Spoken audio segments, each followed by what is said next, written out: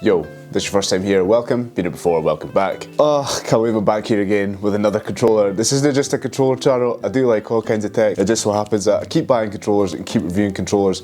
I'm developing a total obsession with them. So today our video is going to be about the Turtle Beach Recon Controller. I kind of half promised myself I wasn't going to do a video on this because it's kind of like quite budget, but it's a little bit too expensive to just for be a throwaway, so I don't know. I was quite excited for when they released this. It's got a good amount of features in it. It's relatively budget friendly, depending on your budget obviously. And yeah, when I saw it I thought, right, I'll just pick one up, I'll review it, have a look over it, see if I like it, see if it's worth you buying. There are a few reviews on YouTube for it, but why not put my oar in the ring of my opinion of it. Just like to say the video isn't sponsored, I still don't make money off YouTube because I'm still not at 1,000 subs. While you're here, we're over 800 now, which is absolutely amazing. If you do want to help me out, click that sub button, press a like, leave a comment, do what you need to do. Road to 1,000 by the end of the year. Can we do it? Anyway, I'll not waste any time, let's get straight into it.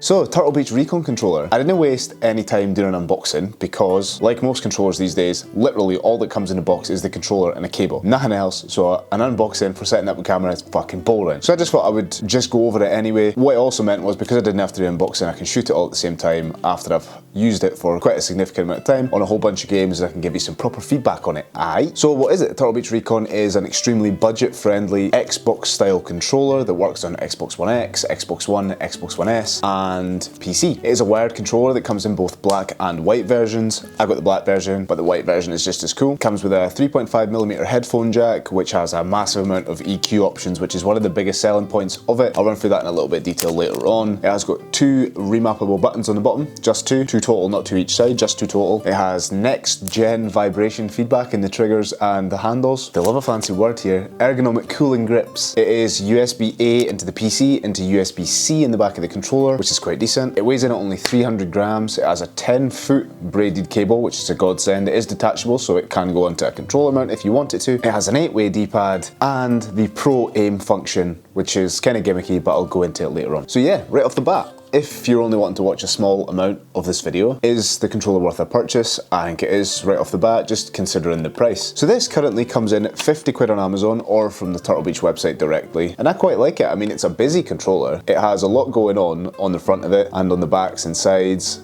You know, it is relatively busy, it's not ridiculously sleek, but I do quite like the look of it. It doesn't look as cheap as kind of the Power Fusion controller of that, which is quite good, although these buttons up the top, if you don't use them, might be a bit of a pain for you. If we're comparing shapes, it's probably most like the actual standard Xbox controller that's here. That's probably the shape that it's most like. It's also extremely similar to the Razer Wolverine Ultimate, which is there, as you'll see the shape and white and everything else. And it's actually roughly about the same weight, which I quite like. So there you can see. Yeah, roughly the same shape. So it's that classic Xbox shape, which, you know, I'm starting to grow to like the Razer Raiju, but so the PS kind of shape, but this is kind of spot on. It has on it the standard A, B, X and Y as you would come to expect. We've got start button, back button, whatever that button does, I don't know. And then up the top is where you've kind of got most of the action for stuff. So you've got the mode changer, you can select the buttons that are remappable, a mute button, we've got the smooth aim button, we've got volume up and down, you've got chat, so you can change your mic monitoring up and down so that you're not shouting, and yeah, the general headset volume. Now, just to note that these will only work if you have a headset that goes straight into the controller, so if you have your headset through the PC, if you are using it on PC, you won't be able to use the EQ options unless they're through here. The positive to that is that if you've got a kind of shit headset, put it into here, you can bulk that up. We'll go into a few of the sounds later on that it has in the modes and whatever else. But yeah, just keep that in mind that you will have to have a headset that has a 3.5mm jack to go into the controller to be able to use and benefit from the EQ and sounds that are built into the controller. Got these grips around it, which, you know, they're alright. They're a wee bit bulky.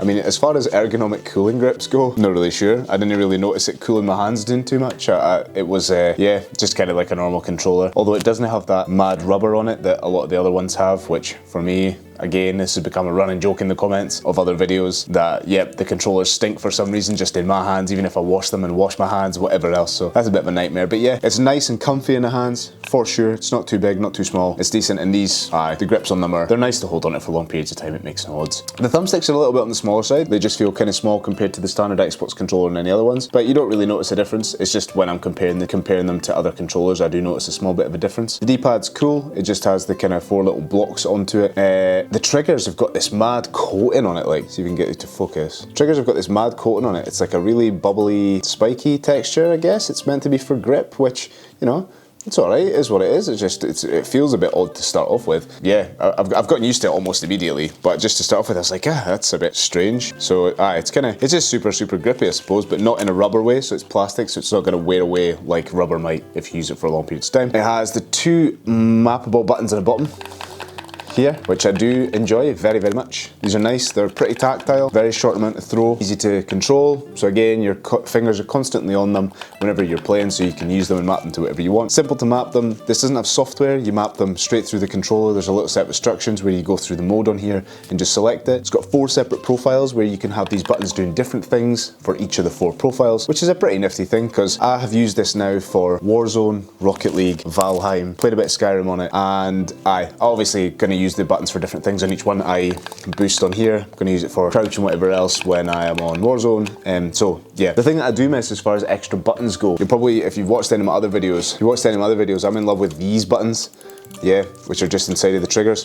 This one, unfortunately, the Turtle Beach does not have these ones. So although it does have some extra remappable buttons, it doesn't have the ones that I've grown to use consistently and now muscle memory. I did find when I was playing Warzone to start off with, I was reaching for them, and that's kind of a bit sad, but for the price you're getting a shit ton of features, and yeah, I suppose you can't really moan about that. So as far as things going on with the controller, that's it. You've got a USB-C input, which I quite enjoy because things are now coming into the year 2021, because the old micro USB needs to go from all devices. It's a pile of shit, but it means that you can plug in, and again, like I said before, you can detach and you can put it into a controller if you've got like wire freaks or controller freaks or whatever thing that you hold onto it, anything like that. It's a pretty cushy little number. Now, a couple of the features that it boasts, this Pro Aim Focus mode, where it's a different mode where if you press the right trigger on the back, it will slow down the sensitivity on the controller. Gimmicky for me, I'm never going to use it, but maybe you are. So essentially imagine your sensitivity is 10, it's like this, you hold the button and then it slows it down like this. So I suppose there are games where it might be good, CSGO, maybe COD, I don't know, but I wouldn't really particularly use it, but it is one of the features that it boasts. And the Superhuman Hero mode. Now, I did test this in quite a lot of detail and it is pretty fucking great. So they claim in famous or the most popular FPS shooters that in testing when they did this, people's KD increased by 33% because of the superhuman hearing that is on this. What it does is it tweaks the frequencies of things like footsteps and reloads and shots so that you are much more aware of what you can hear and where you can hear it from. And actually it works really fucking well. Like, I like it. I don't have a good enough headset to justify plugging it through this because all my headsets go straight into the PC. But if you're an Xbox gamer and you are plugging into here, it's actually pretty immense. It's got 4 other modes in the EQ. It's got one that's a bass boost, it's got a treble and bass boost, it's got a vocal bass booster for the audio, and it's got the signature sound one,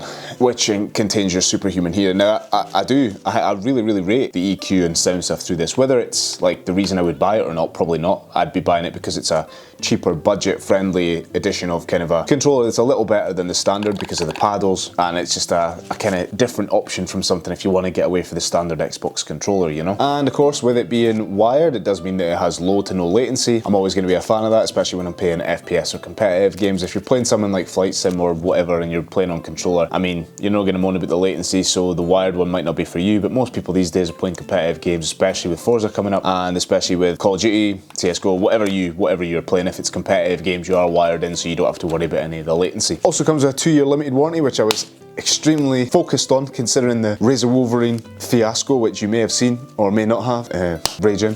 So yeah, if things do break mechanically, then you can send it back, get them fixed. And I think that's all the features. So yeah, like I said, I played COD with it. It was really nice to play COD with, apart from the fact I was missing these buttons. Played Rocket League with it, and it was probably bang on for Rocket League because of only the 2 buttons at the bottom. It's super light, it's wired, it's going to work in every instance. Valheim and stuff, fine, it's alright, it's a controller at the end of the day that is different from the original one. So for 50 quid, 100%, this is worth a buy if you're wanting to get away from the standard controller. If you have a shit headset and you're thinking about buying a controller and a headset, buy the controller first, try it, put your headset in, mess about with the EQ, have a look at the instructions, and just see what you think, because I really think that you can turn a shit headset into quite a competitive headset if you're using it through this controller, which, you know, is a kind of godsend. But just remember, it would have to be plugged in through the 3.5mm jack. So this is a total bargain. I think that it is Turtle Beach have done a great job on this. I'll leave an Amazon link down below, an Amazon affiliate link. You can also get it on the Turtle Beach website, whatever you choose to do. But yeah, if you've been thinking about it, go pick one up. You will not regret it. And while you're here, go check out my other videos if you want. And remember, if you made it this far, click that sub button. Helps me massively. Get me to 1,000 by the end of the year. And if you have any comments, questions, anything else you want me to review or look at, don't forget to leave a comment down below. And until then, I will see you in the next one.